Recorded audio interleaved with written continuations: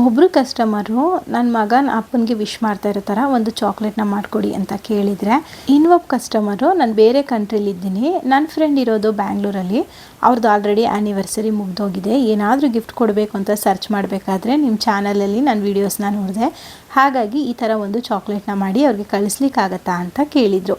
ಅದು ಸಹ ನನಗಿದ್ದಿದ್ದು 2-3 ಡೇಸ್ ಅಷ್ಟೇ. ಆದರೆ ತುಂಬ ಆರ್ಡರ್ಸ್ಗಳಿದ್ದಿದ್ದರಿಂದ ಅದನ್ನು ಕಂಪ್ಲೀಟ್ ಮಾಡೋದು ತುಂಬಾ ಕಷ್ಟ ಆಗೋಯಿತು. ನೈಟ್ ಎಲ್ಲ ನಿದ್ದೆ ಇಲ್ಲದೆ ಈ ಒಂದು ಆರ್ಡರ್ನ ಕಂಪ್ಲೀಟ್ ಮಾಡಿದ್ದೆ. ಈ ಕಸ್ಟಮರ್ ತುಂಬಾ ಭಯ ಪಟ್ಕೊಂಡು ಆರ್ಡರ್ ಕೊಟ್ಟಿದ್ರು. ಯಾಕೆಂದರೆ ನಾವಿರೋದು ಬೇರೆ ಕಂಟ್ರಿಲಿ, ಈಗೆಲ್ಲ ಆಲ್ಮೋಸ್ಟ್ ಸ್ಕ್ಯಾಮ್ ನಡೀತಾ ಇದೆ, 100% ನೀವು ಕಳಿಸ್ಕೊಡ್ತೀರಾ ಅಂತೆಲ್ಲ ಕೇಳಿದರು.